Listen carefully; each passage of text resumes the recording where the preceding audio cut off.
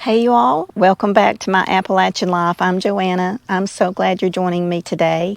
We are reading a little booklet that a friend of mine had put together for her mother, where her mother had written down memories of what it was like with her growing up and back in the early 1900s. So I think she was born in 1920 something. I can't remember, but we read it yesterday in the book.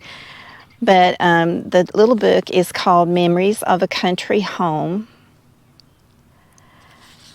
and it's written by Hazel George Baker. And I showed you a picture yesterday of Hazel's parents with their workhorses, and we talked about a secret place that she had where she could go and just be by herself in her thoughts and prayers, and we talked about the children that were born to her parents. Her grandfather's name was Joseph George, and his grandparents came to the United States from Ireland, and that her grandmother's name was Anna George, and her grandparents came from Holland. And I believe that, let me see, what year was Hazel born? She was born in 1921, and Hazel is the author of this book. So her parents had 6 children altogether, 3 boys and 3 girls. So, and we talked yesterday in the book, she wrote about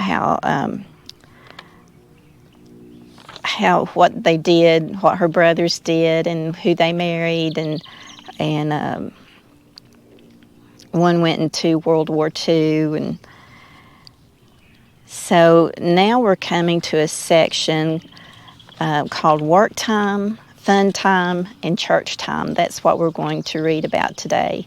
Oh, there is the prettiest butterfly. Oh, how sweet. I'm sitting down by the garden right now. I love the zinnias that's come out, and they look so pretty, but we had a terrible rain and windstorm last night, and it blew the corn down flat behind these flowers. So I am praying that they will stand back up. The sun's out right now. I'm hoping the sun will just draw them back up. I might have to help them out a little bit, but anyway, let's get back to our reading of Memories of a Country Home by Hazel George Baker. This section is called Work Time. Now it's time to pick the geese and make new pillows, Mother said. We also have to fill the straw ticks. We didn't like picking the geese, but it was fun filling the straw ticks. My, how good it felt to have a higher bed and smell the fresh straw. We had one feather bed, one with mattress, and the other beds had straw tick. The first one up each morning had to grind the coffee for breakfast. It was lots of fun, and then to smell the coffee boiling and the ham frying and see the biscuits come out of the oven made the day start off just right. We could eat 50 biscuits when all 8 of us were home. We didn't mind corn hoeing time. We'd each take a row, and the job would soon get done. We would have milk and bread or something else for a snack. If it rained, we got in a big hollow tree, never thinking of danger. And they're talking about a snack of milk and bread. And if you're not from Appalachia, you may not know what that means. But in our mountain region of Appalachia, that was a staple in the house. You'd have a good pan of cornbread, and you fill you up a glass of cold milk or cold buttermilk and crumble that cornbread in that glass, and you just eat it with the spoon. And it was so good. It is good. I still have it occasionally. My Joe liked it a lot, and he was a big cornbread fan. But anyway, we would have milk and bread or something else for a snack. If it rained, we got in a big hollow tree, never thinking of danger. Thrashing machine time was an exciting time to us. We cooked for 2 days, making pies and cakes and killing chickens one day, then filling the platters and bowls full of meat and vegetables the next day. Some of the men who helped were Nath and Oscar Jesse, Pete Vickers, John Hartsock, and Ira Salyer. Jack Osborne helped on the farm some. He worked for a bag of flour a day. I'm about to sneeze. Excuse me. Molasses making time came in the fall. The cane was raised on the farm in a sandy field. This is what makes the molasses a pretty light color. Neighbors came in to sop the pan and get a mess. We always shared with them. Hog killing time was hard, but we looked forward to the pots of fresh meat cooking. It was usually cooked on our wood heating stove, and the broth was so good with hot biscuits. It would take 3 or 4 days to can the meat from the 4 hogs. Some years we had a beef and mutton also. Chestnuts were picked up each fall. We would have bushels of them. About twice a week, Mother would take a tea kettle of hot water, and away we'd go to the spring house to churn. Helen, Gordon, and I enjoyed this. We liked to play in the sawdust pile while Mother churned and talked to herself. We helped her when she needed rest. The cold milk and water was better than ice water is today. We made homemade soap with leftover meat scrap and grease. We scrubbed our plank floors with lye and sand, and they would be so clean. We also had to keep the lamps trimmed and filled. Helen and I had a work schedule made out for our housework. When dishwashing time came, Helen went to the toilet and stayed until I finished them. She didn't like to do housework. She loved to be outside. Now remember, there was no indoor toilets, so Helen had to go outside to the toilet, and she made sure that she stayed out there until Hazel finished the dishes. We had to walk to the mailbox every day, carry water from the spring, and bring in stove wood. We took chickens and eggs to the store to buy coffee and material and thread to make clothes. We would get a bag of candy for 5 cents. In the 30s, we got linoleum floors and a used 1929 Chevrolet. Deward and Gordon dug a cistern and put a hand pump in the kitchen. We were happy to have water so handy. I bet they were.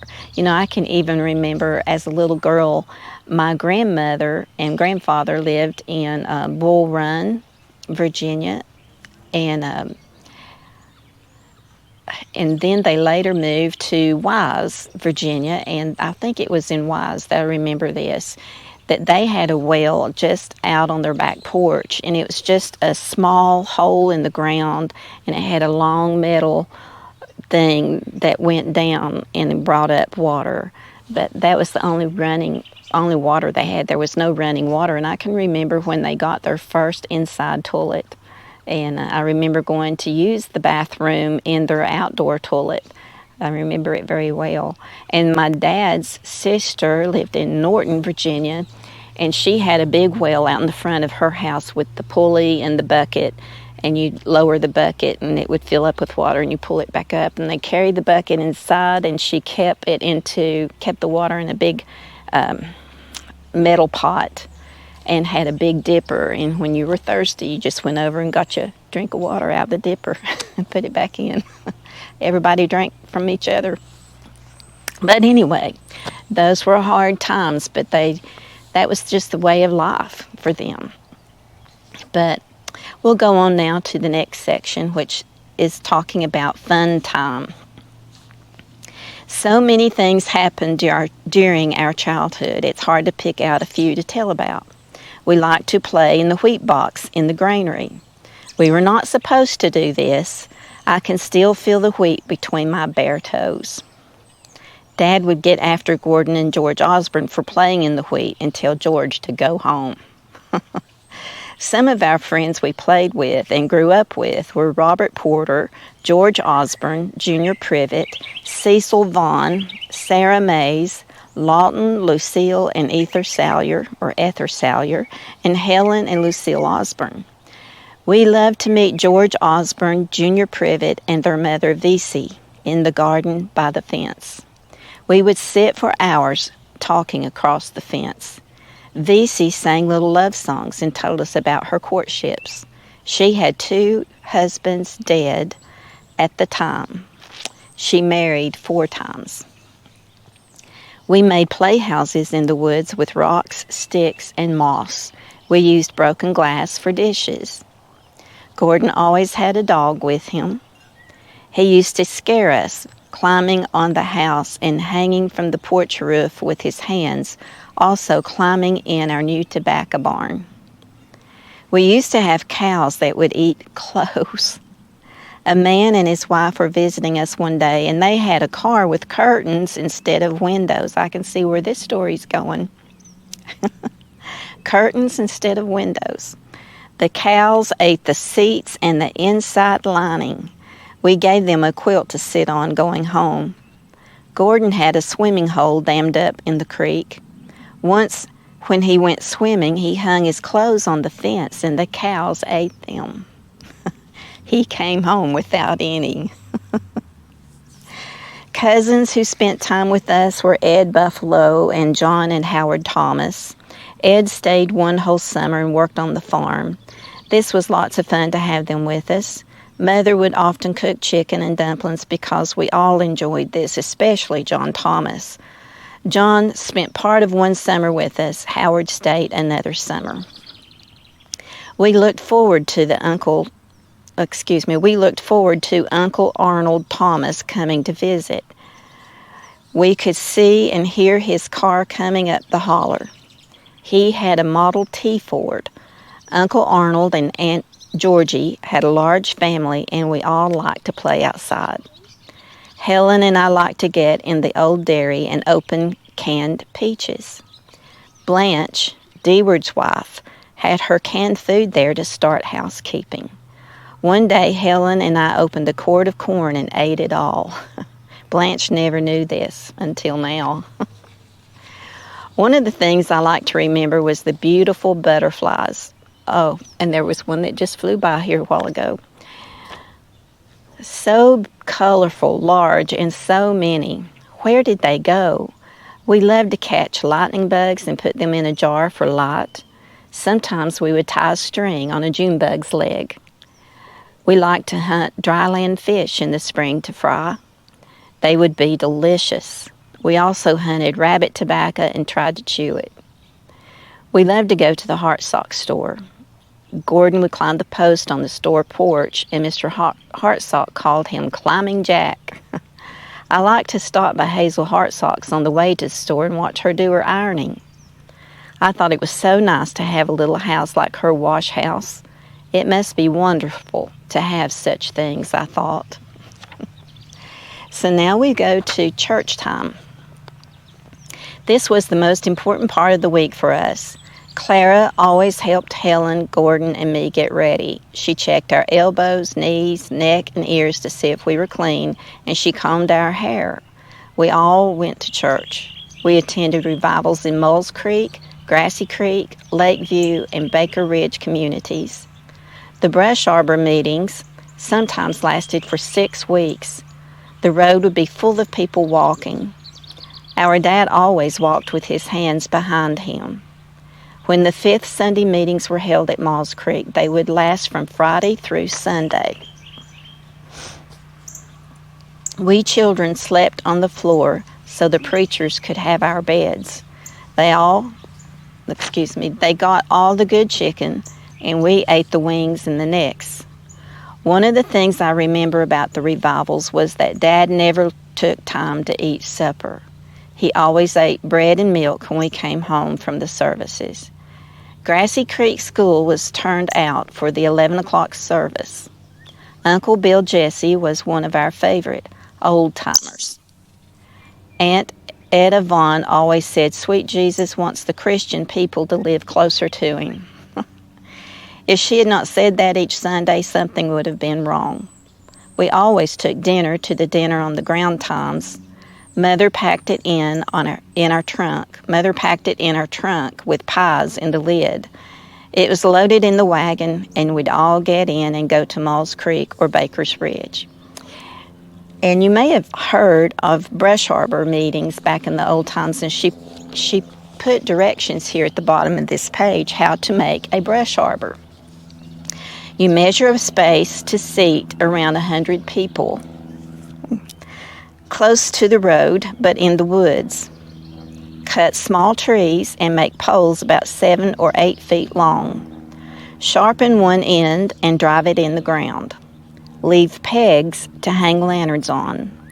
Leave a fork in the top to lay poles lengthwise. Drive more poles 6 to 8 feet apart all around the sides. Put 1 or 2 rows in the center of the building. Cover the top and sides with green brush. Make pulpit from a stump. Make seats from lumber or split logs. Do not make backs. People would come to this type church setting when you couldn't get them in a church building. That's interesting, isn't it? So you all come back and join me, and we'll finish this up, and we'll just take a journey back in time when life was much simpler but much harder, but people were happy and they were blessed and they loved the Lord and they loved their families. Most had big families back then, and they had to have more children to help with the chores on the farm because they raised their meat they ate, and the vegetables that they ate. They had a garden. They made molasses. Lots of them had honeybees. My grandfather was a honeybee farmer. So times are much different now than what they were then, but it does us good to go back and read about what was life like then and help us to appreciate more what we have today. So come back tomorrow. We'll finish this little book. God